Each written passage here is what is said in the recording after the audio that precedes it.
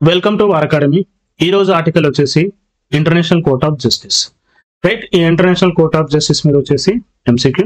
మనం international court of justice చూసే ముందు ఫస్ట్ వచ్చేసి ఏంటంటే యునైటెడ్ నేషన్ ఆర్గనైజేషన్ చూద్దాం. సో మనకి యునైటెడ్ నేషన్ ఆర్గనైజేషన్ లో చూస్తే 6 ప్రిన్సిపల్ ఆర్గాన్స్ ఉన్నాయన్నట్టు. అండ్ దీంతో పాటు వచ్చేసి ఏంటంటే 17 స్పెషలైజ్డ్ ఏజెన్సీస్ ఉన్నాయన్నట్టు. అయితే ఈ 6 ఆర్గాన్స్ కి అండ్ 17 స్పెషలైజ్డ్ ఏజెన్సీస్ కి డిఫరెన్స్ వచ్చేసిందంటే ఈ 6 ఆర్గాన్స్ వచ్చేసిందంటే యునైటెడ్ నేషన్ కి ఒక చార్టర్ ఉంటుంది అన్నట్టు. ఆ చార్టర్ బేస్ చేసుకొని ఫామ్ అయిన ఆర్గాన్స్ వచ్చేసిందంటే ఈ 6 అన్నట్టు. అయితే స్పెషలైజ్డ్ ఏజెన్సీస్ ఉన్నాయి కదా, అవి యునైటెడ్ నేషన్ చార్టర్ బేస్ చేసుకొని ఫామ్ అయినవి కావన్నట్టు. అందుకే వాటిని ఏమని పిలుస్తాం అంటే ఏజెన్సీస్ అని పిలుస్తాం అన్నట్టు. అండ్ వీటిని వచ్చేసి ఏంటంటే 6 ప్రిన్సిపల్ ఆర్గాన్స్ అని పిలుస్తాం అన్నట్టు. ఇది డిఫరెన్స్. అయితే ఈ 6 ప్రిన్సిపల్ ఆర్గాన్స్ లో వచ్చేసి ఏమేమి ఉంటాయంటే ఒకసారి చూస్తే ఫస్ట్ వన్ వచ్చేసి ఏంటంటే జనరల్ అసెంబ్లీ, రెండవది వచ్చేసి యునైటెడ్ నేషన్ సెక్యూరిటీ కౌన్సిల్, మూడవది వచ్చేసి ఎకనామిక్ అండ్ సోషల్ కౌన్సిల్, నాలుగవది వచ్చేసి ట్రస్టీషిప్ కౌన్సిల్, ఐదవది వచ్చేసి సెక్రటేరియట్. ఈ 5టికి వచ్చేసి ప్రధాన కార్యాలయం ఎక్కడ ఉంది అంటే న్యూయార్క్ USA లో ఉందన్నట్టు. అండ్ 6th ఆర్గాన్ ఉంది కదా, ఆ 6th ఆర్గాన్ వచ్చేసిందంటే ఇంటర్నేషనల్ కోర్ట్ ఆఫ్ జస్టిస్. ఈ ఇంటర్నేషనల్ కోర్ట్ ఆఫ్ జస్టిస్ యొక్క ప్రధాన కార్యాలయం లేదా హెడ్ క్వార్టర్స్ వచ్చేసి ఎక్కడ ఉందంటే ది హెగ్, నెదర్లాండ్ లో ఉందన్నట్టు. రైట్, సో ఇది వెరీ వెరీ ఇంపార్టెంట్ పాయింట్ అన్నట్టు. రైట్, అండ్ మనకు 17 స్పెషలైజ్డ్ ఏజెన్సీస్ ఉన్నాయన్నా కదా, ఆ 17 స్పెషలైజ్డ్ ఏజెన్సీస్ ఎగ్జాంపుల్ వచ్చేసిందంటే like international labour organisation, UNICEF, IMF, world bank groups, వాటిని అన్నిటిని ఏమని పిలుస్తాం అంటే స్పెషలైజ్డ్ ఏజెన్సీస్ అని పిలుస్తాం. అవి యునైటెడ్ నేషన్ చార్టర్ బేస్ చేసుకొని ఫామ్ అయినవి కావు. రైట్, ఇది గుర్తుంచుకోండి. సో ఇప్పుడు వచ్చేసి ఏంటంటే ఎందుకు ఇంటర్నేషనల్ కోర్ట్ ఆఫ్ జస్టిస్ వచ్చేసి న్యూస్ లో ఉంది ఒకసారి చూద్దాం. ఇప్పుడు వచ్చేసి ఏంటంటే మనకి ఇజ్రాయెల్ కి పాలస్తీనాకి మధ్యలో ఏంది వార్ జరుగుతుంది. అండ్ ఎంతో మంది సామాన్య ప్రజలు వచ్చేసి చంపబడ్డారు అన్నట్టు.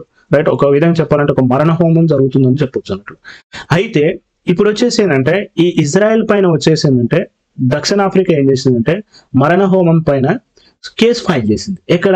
International court of justice case file చేసింది. ఇప్పుడు అదేంటి ఇంటర్నేషనల్ కోర్ట్ ఆఫ్ జస్టిస్ ఏం చేసిందంటే విచారణని ప్రారంభించింది అన్నట్టు. సో అందుకు గాని వచ్చేసి ఇది న్యూస్ లో ఉంది అన్నట్టు. అయితే మరొక ఇంపార్టెంట్ విషయం వచ్చేసిందంటే ఇజ్రాయెల్ మరణ హోమం చేసిందా చేయలేదా అని తెలుసుకోవడానికి చాలా సంవత్సరాలు పడుతుంది అన్నట్టు. అయితే ఇప్పుడు దక్షిణాఫ్రికా ఏమని డిమాండ్ చేస్తుందంటే ఈ పాలస్తీనులకు వచ్చేసి ఏంటంటే ఉపశమనం కల్పించాలి.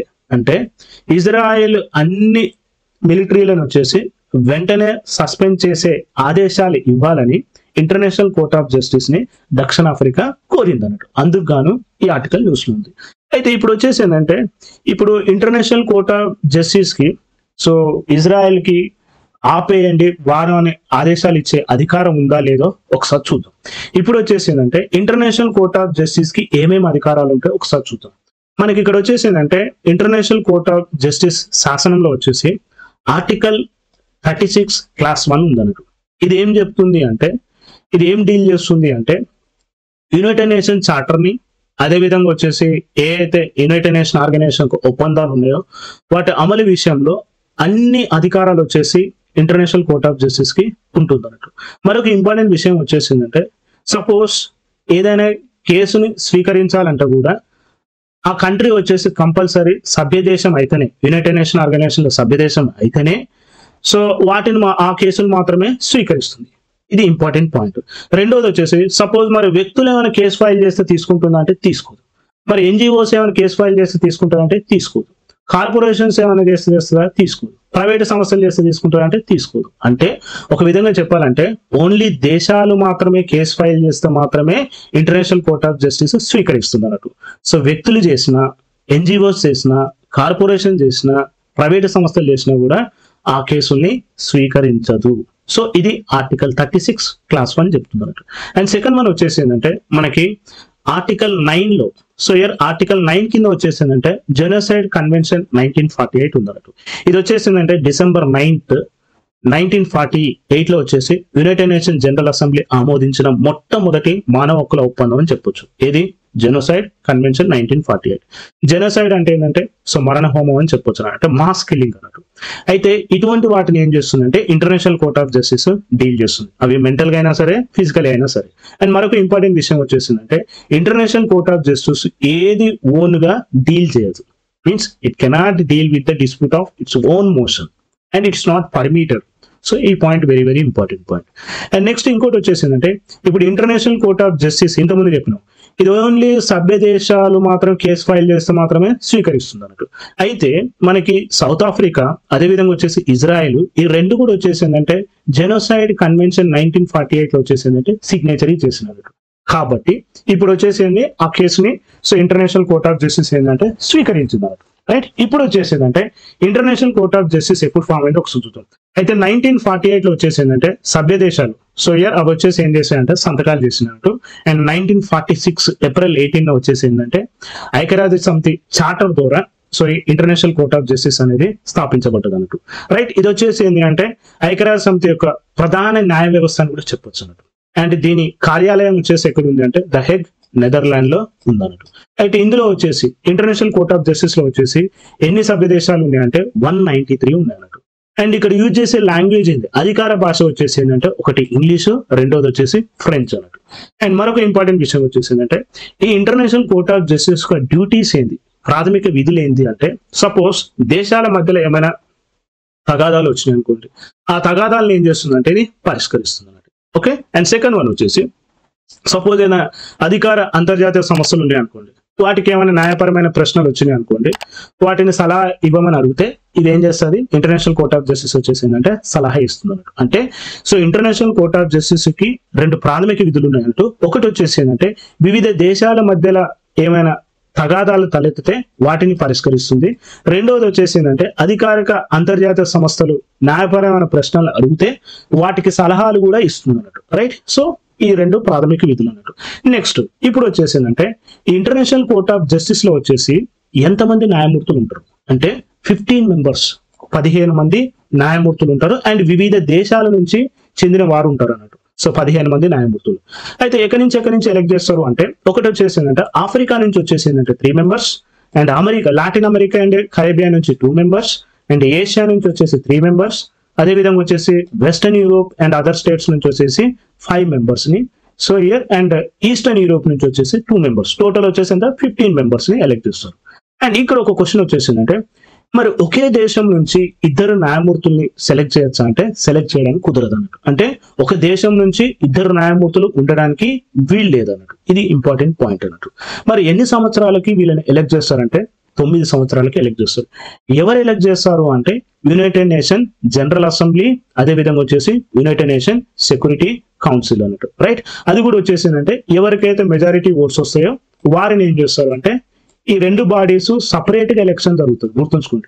So United nation security council కి యునైటెడ్ నేషన్ జనరల్ అసెంబ్లీలో వచ్చేసిందంటే సపరేట్ గా ఎలక్షన్ నడుస్తుంది అన్నట్టు. సో ఇప్పుడు ఈ జడ్జికి 9 సంవత్సరాల పదవి కాలం ఉంటుంది అంటున్నాం కదా, ఈ వీళ్ళని వచ్చేసి ఏంటంటే ఈ రెండే so United nation security council, United nation general assembly వచ్చేసి ఎలెక్ట్ చేస్తున్నట్టు. Very very important point right. Next one వచ్చేసి ఏంటంటే అట్ ద సేమ్ టైం ఈ ఇంటర్నేషనల్ కోర్ట్ ఆఫ్ జస్టిస్ కి వచ్చేసి ఏంటంటే అధ్యక్షుడు ఉంటుండో, అదే విధంగా వచ్చేసి ఏంటంటే ఉపాధ్యక్షుడు కూడా ఉంటున్నట్టు. వీరి పదవి కాలం వచ్చేసి ఎంత అంటే సో ఇయర్ 3 సంవత్సరాలు అన్నట్టు. అది కూడా వచ్చేసి ఏంటంటే సీక్రెట్ బ్యాలెట్ ద్వారా వచ్చేసి అంతర్జాతీయ న్యాయస్థానానికి వచ్చేసి అధ్యక్షుడిని అలానే ఉపాధ్యక్షుని కూడా ఎలెక్ట్ చేస్తున్నట్టు రైట్. మరొక ఇంపార్టెంట్ విషయం వచ్చేసిందంటే ఇప్పుడు 15 మెంబర్స్ జడ్జెస్ ని ఎలెక్ట్ చేస్తున్నాం అని చెప్పినాం కదా.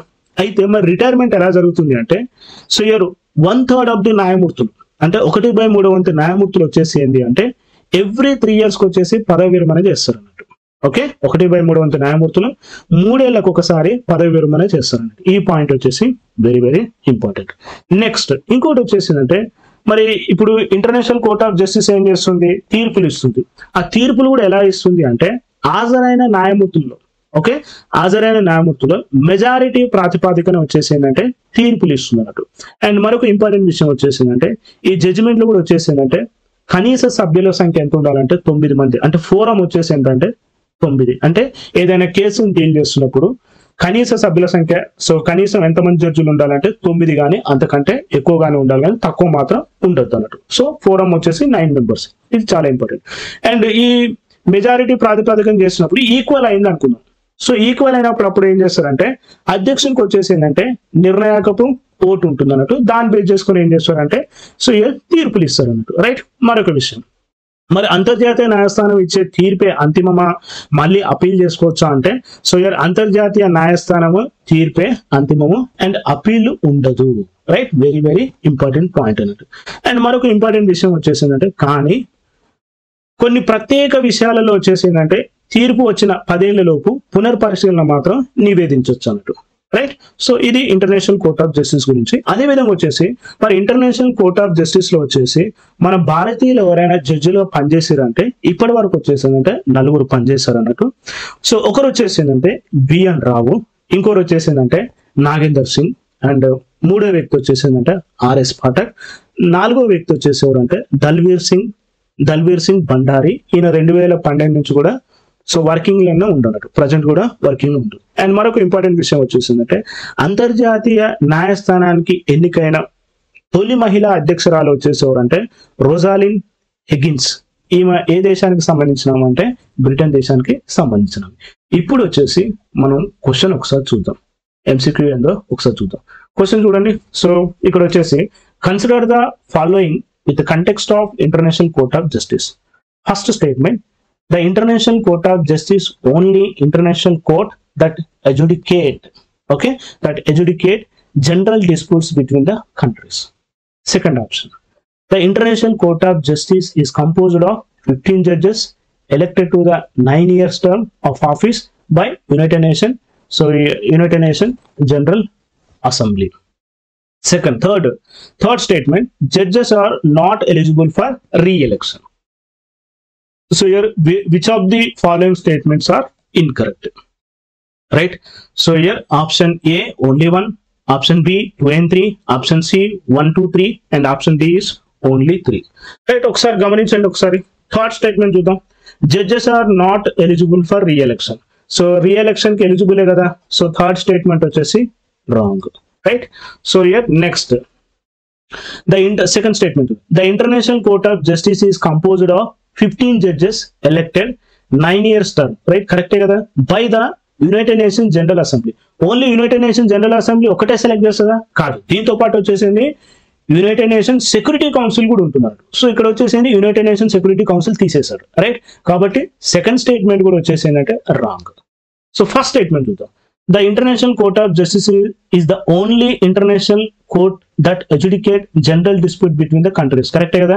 సో దేశాల మధ్యలో ఏమైనా తగాదాలు వచ్చినాయి అనుకోండి, ఎవరు డీల్ చేస్తారు? ఇంటర్నేషనల్ కోర్ట్ ఆఫ్ జస్టిస్ మాత్రం డీల్ చేస్తారు. అంటే first statement correct, second statement wrong, third statement wrong.